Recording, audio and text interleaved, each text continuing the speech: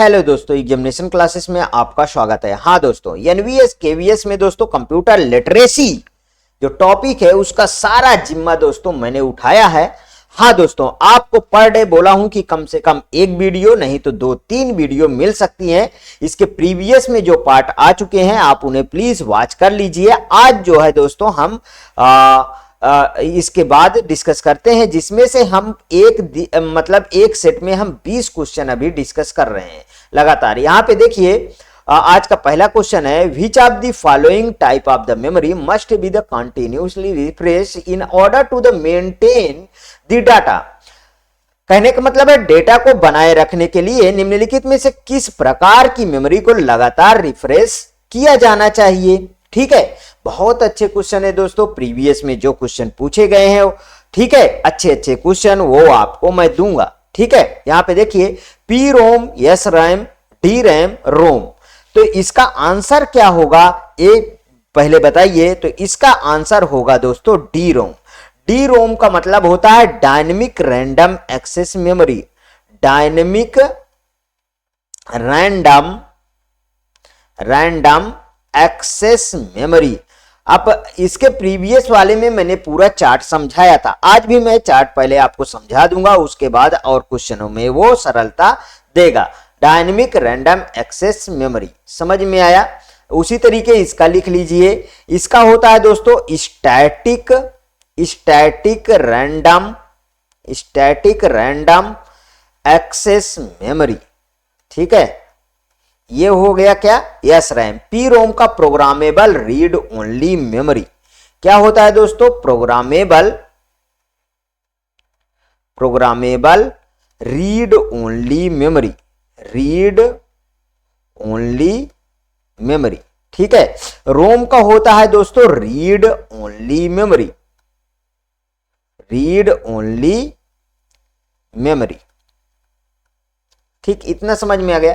अब हम चलते हैं दोस्तों, एक मेमोरी के चार्ट के माध्यम से मैं पूरा सब कुछ डिस्क्राइब कर दूंगा, जिससे जो भी इस सेट में क्वेश्चन आएंगे उन्हें आप आसानी से इजी तरीके से आप लगा लेंगे आंसर। आइए दोस्तों, सबसे पहले देखिए, मेमोरी के 2 पार्ट होते हैं। मेमोरी के कितने पार्ट होते हैं, 2 पार्ट होते हैं। पहला होता है प्राइमरी मेमोरी। पहला क्या हुआ दोस्तों, प्राइमरी मेमोरी हुआ, और दूसरा हुआ दोस्तों सेकेंडरी मेमोरी। दूसरा क्या हुआ, सेकेंडरी मेमोरी। ठीक है, ध्यान रखिएगा, सेकेंडरी मेमोरी। देखिए, प्राइमरी मेमोरी को ही बोलते हैं वोलाटाइल मेमोरी। वोलाटाइल मीन्स होता है दोस्तों जिसमें परिवर्तन हो सके। इसको बोलते हैं दोस्तों नॉन वोलाटाइल, जिसमें कोई भी परिवर्तन ना किया जा सके, मतलब कि परमानेंट स्टोरेज मेमोरी। ठीक है, तो नॉन वोलाटाइल मेमोरी। देखिए, जब तक कंप्यूटर ऑन होता है तब तक आपकी मेमोरी प्राइमरी काम करती है, तो इसको और क्या बोलेंगे फिर, प्रोसेसिंग मेमोरी। ठीक है, इसी को क्या बोलेंगे, प्रोसेसिंग मेमोरी। और ये क्या है दोस्तों, ये है स्टोरेज मेमोरी। समझ में आया। अब देखिए, इसके फिर से 2 पार्ट आपके आ गए। कौन कौन से, एक होता है दोस्तों रैम, ठीक है, और एक होता है रोम, मतलब रैंडम एक्सेस मेमोरी और रीड ओनली मेमोरी। और इसके 2 पार्ट आ गए, एक होता है मैग्नेटिक मेमोरी, और दूसरा होता है दोस्तों ऑप्टिकल मेमोरी। ठीक है, अब देखिए, रैम के 2 पार्ट हुए, यस रैम मतलब डायनेमिक रैंडम एक्सेस मेमोरी, जिसमें रिफ्रेश की आवश्यकता नहीं पड़ती है। देखिए, यहीं से क्वेश्चन सॉल्व हुआ ना। और ये होता है दोस्तों डी रैम, जिसमें लगातार रिफ्रेश की जरूरत होती है। रोम के 3 पार्ट होते हैं, एक होता है पी रोम मतलब प्रोग्रामेबल रीड ओनली मेमोरी, और दूसरा होता है ईपी रोम मतलब erasable programmable read only memory. ठीक है, और तीसरा होता है ईईपी रोम मतलब कि electrically erasable programmable read only memory. Question कैसा आता है वो थोड़ा सा आप समझिए। देखिए, क्वेश्चन पूछा पहले, और इसको पूरा कर लीजिए चार्ट। मैग्नेटिक में आएगा यहां पे मैग्नेटिक टेप आएगा। ठीक है, और इसी में आएगा हार्ड डिस्क HDD, और यहां पे आएगा दोस्तों आपका CD, DVD, ठीक है, ब्लूरे डिस्क, ये सब इसमें आएंगे, ब्लूरे डिस्क, ठीक है। अब यहां पे देखिए इसको बोला जाता है दोस्तों रोम को रीड ओनली मेमोरी। ये कैसा है, ये वोलाटाइल है कि नॉन वोलाटाइल? तो ये है दोस्तों नॉन वोलाटाइल। यहां से क्वेश्चन आपको देखने को अभी मिलेंगे, ठीक है। और यहां पे देखिए पीरोम प्रोग्रामेबल रीड ओनली मेमोरी, मतलब मैन्युफैक्चरिंग के दौरान इसे प्रोग्राम किया जाता है, फिर से इसमें इरेज नहीं किया जाता है, ठीक है, तो इसलिए इसे नॉन वोलाटाइल के अंतर्गत रखा गया। अब एक बात और आती है कि क्या इसे किसी और तरीके से इरेज किया जाता? हाँ, ईपीरोम को electrically programmable erasable programmable read only memory, मतलब कि अल्ट्रावायलेट यूवी रेज के तहत इसको हम क्या कर सकते हैं, इरेज कर सकते हैं। और ईपीरोम का तो बेस्ट ऑप्शन है पेन ड्राइव, यही है दोस्तों वो पेन ड्राइव, ठीक है, electrically erasable programmable read only memory. चलिए ये नेक्स्ट क्वेश्चन पे चलते हैं, नहीं तो बहुत समय में चला जाएगा, फिर कैसे 20 क्वेश्चन भी 1 घंटे लग जाएंगे ना, इतना समय नहीं गंवाना है, क्योंकि आपको मैं सब टॉपिक कराऊंगा, ठीक है। यहां पे देखिए दूसरा क्वेश्चन है, which of the following is a primary storage device. देखिए टॉपिक वाइज हम पूरे क्वेश्चन और थ्योरी कवर करेंगे, जिससे आपको सारा कुछ तैयार हो जाए, ठीक है। एक टॉपिक में कितने क्वेश्चन बन सकते हैं, उस सबको आपको लगाने हैं, ठीक। यहां पे देखिए दूसरा क्वेश्चन है, which of the following is primary storage device. निम्न में से कौन प्राथमिक स्टोरेज डिवाइस है? तो देखिए यहां पे अब प्राथमिक स्टोरेज डिवाइस का आ गया, डी रैम का फुल फॉर्म क्या है, डायनेमिक रैंडम एक्सेस मेमोरी, बोला हूं ना, डायनेमिक रैंडम एक्सेस मेमोरी, ठीक है, ये है क्या, डी रैम। यहां पे कंपैक्ट डिस्क, ये है सेकेंडरी मेमोरी, फ्लैश ड्राइव और पेन ड्राइव, ठीक है। तो ये क्या कहा है कि प्राथमिक स्टोरेज के अंदर कौन सा आता है? तो भैया अभी तो हमने बात किया है कि रैम के कितने पार्ट हुए, रैम के 2 पार्ट, एक एस रैम हुआ और दूसरा डी रैम हुआ। मैंने क्या बोला कि अगर मेरा चार्ट आप तैयार कर लेते हैं तो मेमोरी से आपके सिलेबस में पूछने जाने वाला क्वेश्चन वो कभी खाली नहीं जाएगा, ये ध्यान रखिएगा। नेक्स्ट यहां पे देखिए, which of the following option best describe the truth of given statement, मतलब इसमें से कौन सा स्टेटमेंट आपका सही होगा। देखिए, S RAM need to be refresh periodically to preserve the data store in it. S RAM को इनमें संग्रहित डेटा को संरक्षित करने के लिए समय समय पर क्या करना होता है, समय समय पर रिफ्रेश करने की जरूरत होती। मैंने बोला था रैम के 2 पार्ट, देखिए ध्यान से समझिएगा, एक होता है S RAM static random access memory और दूसरा होता है D RAM dynamic random access. मैंने बोला था कि इसमें रिफ्रेश की जरूरत नहीं होती है और इसमें रिफ्रेश की जरूरत होती है। ये क्या है, ये है रिफ्रेशेबल मेमोरी। तो मतलब कि ये तो स्टैटिक पहले से है, इसका फुल फॉर्म में ही छुपा है कि ये स्टैटिक है, तो क्या ये सही होगा क्या? ये देखिए ये यहां से फॉल्स हो गया। समझ में आया किस तरीके से आपको ऑप्शन को एलिमिनेट करना है, वो आपको ध्यान देना है।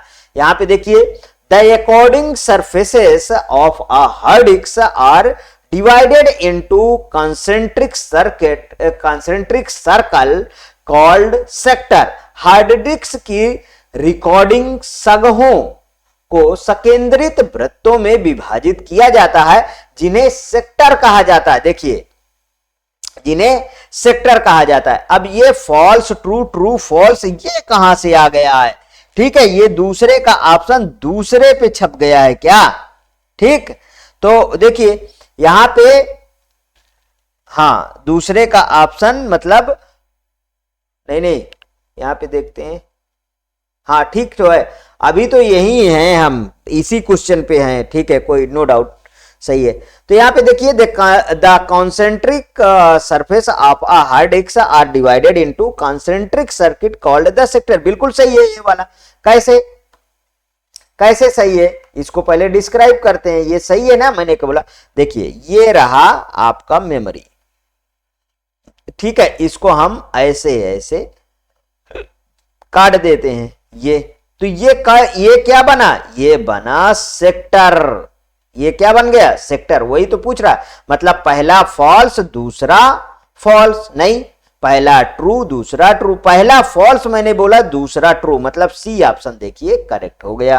Next question, static RAM S RAM is faster than the dynamic RAM because RAM S RAM गतिशील रैम डी रैम से तेज होता है, क्योंकि S RAM is capacitor, S RAM is costlier, कि S RAM does not require refreshing, कि S RAM is cheaper. बताइए कौन सा सही है। देखिए यस रैम में कैपेसिटर यूज होता है, याद कर लीजिए, इसलिए ये डी रैम से तेज होती है, ठीक है, इसलिए डी रैम से तेज होती है। समझ में आया।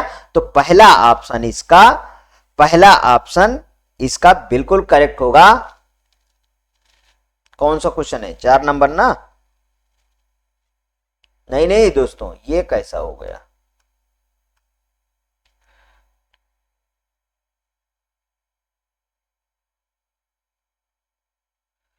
इधर आ जाइए। एक क्वेश्चन कहीं गड़बड़ा गया क्या मेरा, ये दूसरा ठीक है।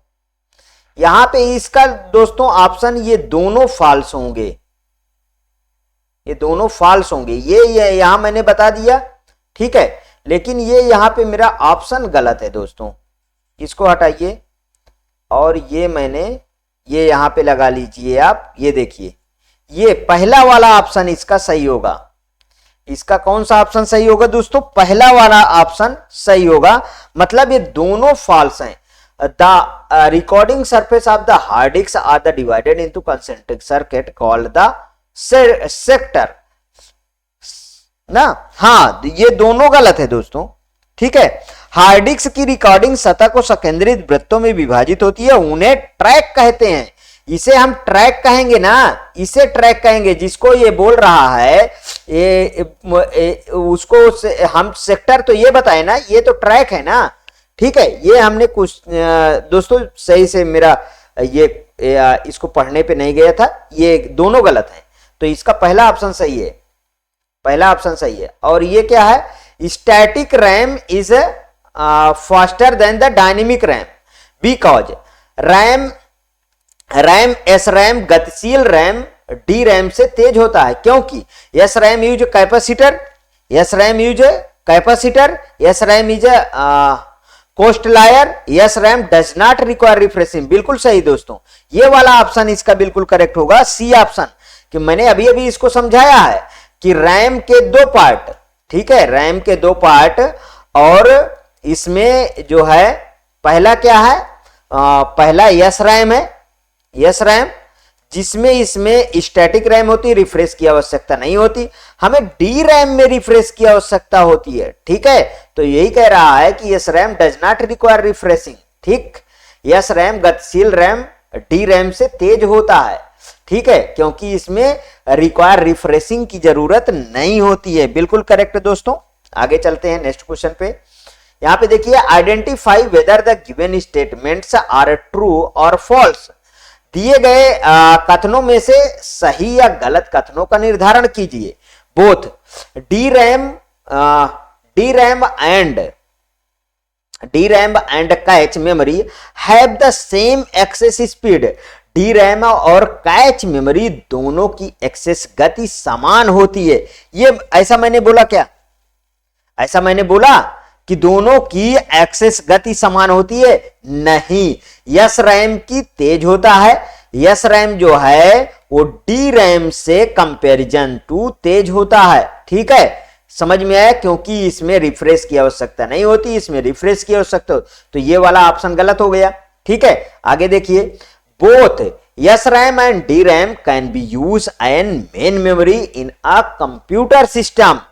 दोनों भाई किस में होते हैं, दोनों यूज होते हैं, SRAM और DRAM दोनों मेन मेमोरी में यूज होते हैं, तो ये तो ट्रू हो गया और ये वाला फॉल्स हो गया। तो अब ऑप्शन में देख लीजिए, देखिए कंप्यूटर सिस्टम में SRAM और DRAM दोनों का मुख्य मेमोरी के रूप में इस्तेमाल किया जा सकता है। तो पहला फॉल्स, दूसरा ट्रू, यही वाला दोस्तों सही हुआ। देखिए एनवीएस में पूछा गया है।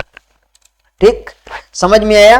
तो ये आगे देखिए, नेक्स्ट क्वेश्चन पे चलते हैं। Based on their data persistence property identity the odd one out from the following option. इनमें से डेटा दृढ़ता गुण के आधार पर निम्नलिखित विकल्पों में से विषय की पहचान कीजिए।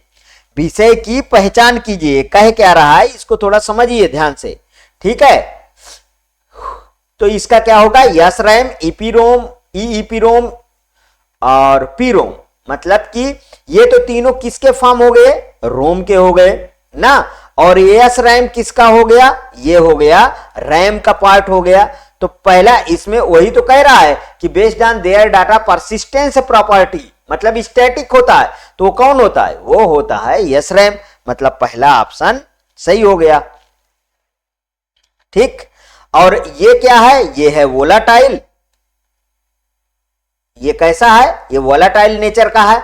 और ये तीनों क्या है, ये है नॉन वोलाटाइल नेचर के। ये क्या है, नॉन वोलाटाइल नेचर के हैं। तो ठीक है, पहला ऑप्शन सही है। Next question, dynamic RAM DRAM is a slower then static RAM because.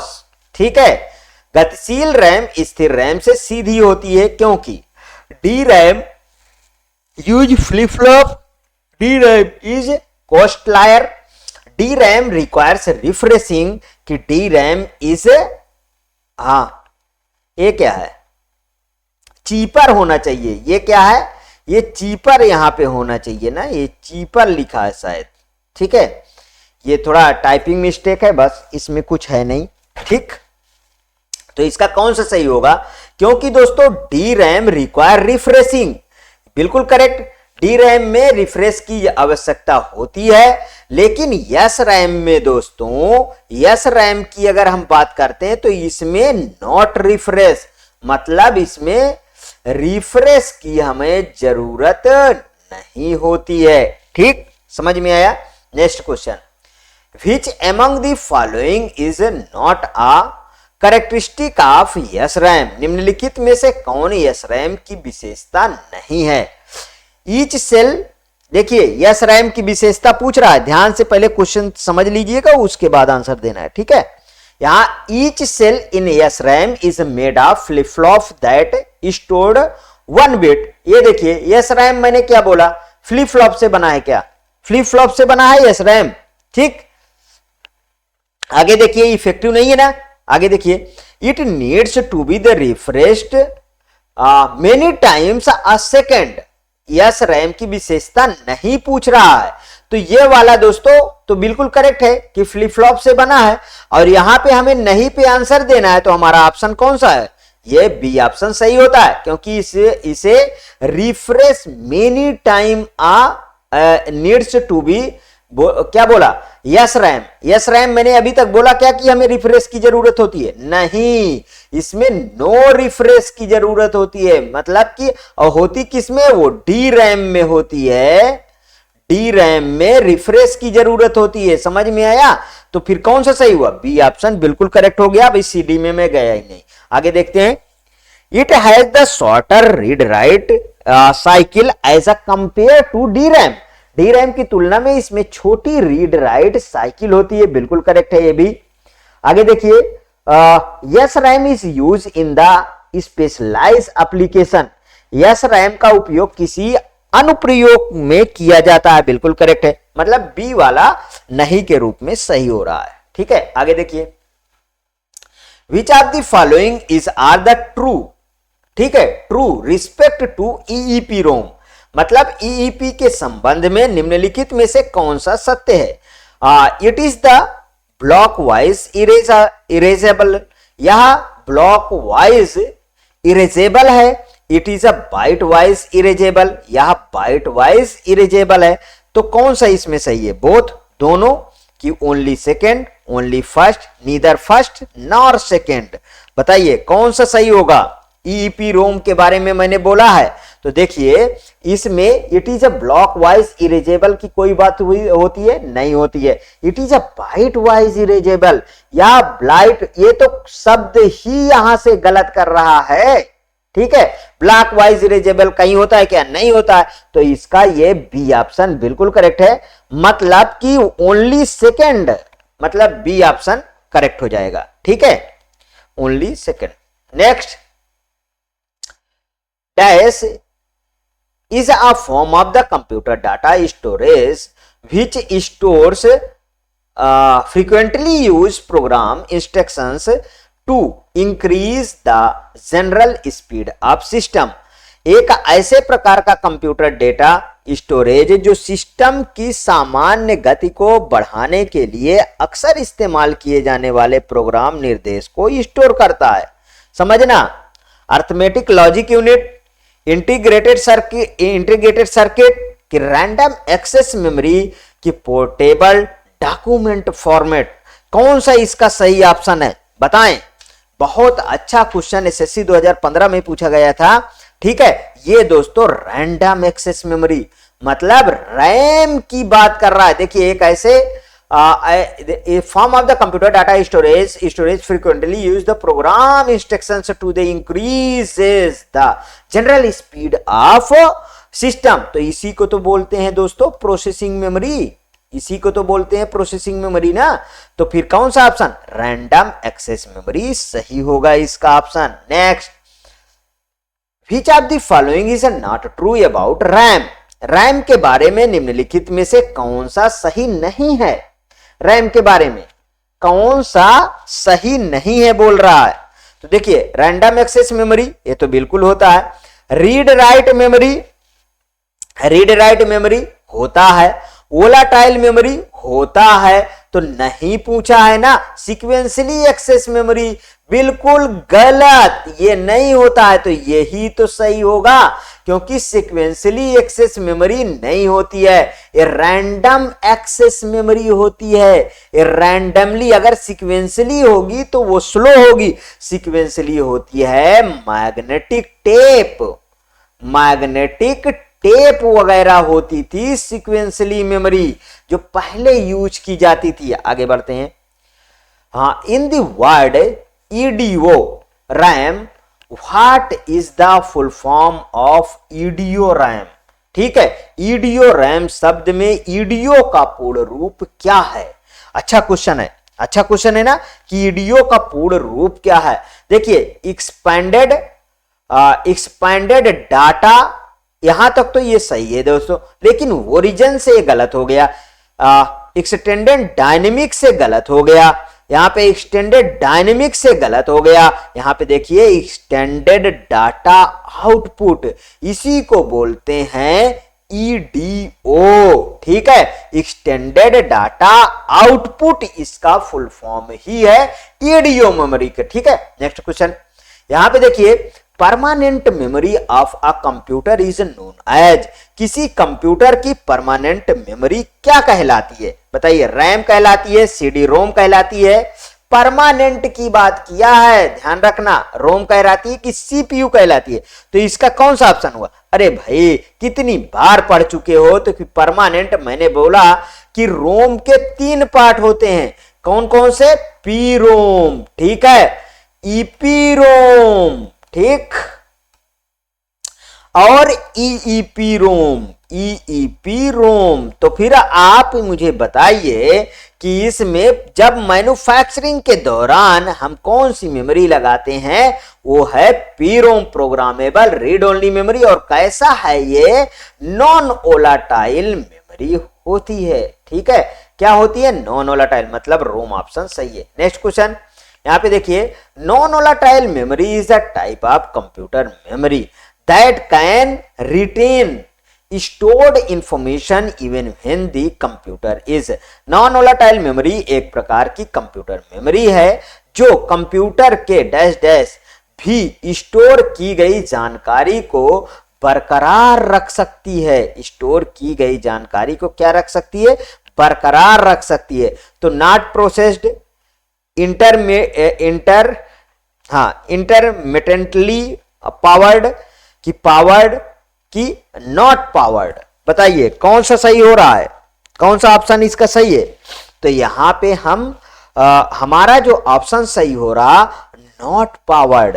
Not powered non volatile memory एक प्रकार की कंप्यूटर मेमोरी है दोस्तों, ठीक है, जो कंप्यूटर के चालू ना होने पर भी सूचनाओं को स्टोर कर सकती है, मतलब इंफॉर्मेशन को स्टोर रखती है। इसमें स्टोर किया गया डाटा परमानेंटली स्टोर होता है, मतलब जैसे रोम में हम किसकी बात कर रहे हैं?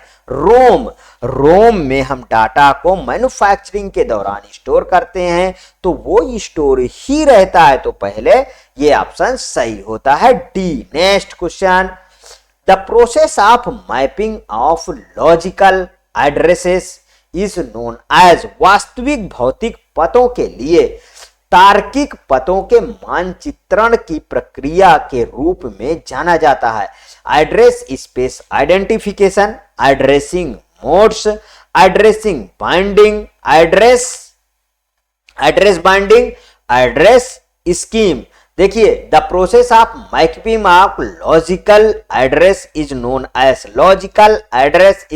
As conceptual. क्वेश्चन आपके पेपर में पूछा गया तो ये क्या है दोस्तों? ये है एड्रेस बाइंडिंग। देखिए एड्रेस बाइंडिंग एक एड्रेस स्पेस से दूसरे एड्रेस स्पेस में मैपिंग की ये क्या है? एक प्रोसेस होती है, ठीक है। अब वहीं पे लॉजिकल एड्रेस एग्जीक्यूशन के दौरान सीपीयू द्वारा उत्पन्न एक एड्रेस है, ठीक है, यह एक एड्रेस है, तो इसका एड्रेस बाइंडिंग सही होगा ऑप्शन। नेक्स्ट देखिए, the purpose of instruction register is to. निर्देश रजिस्टर का उद्देश्य डैश डैश हैश, ठीक है, keep a count of the number of executing program. निष्पादन प्रोग्रामों की संख्या की गिनती रखें, ठीक है।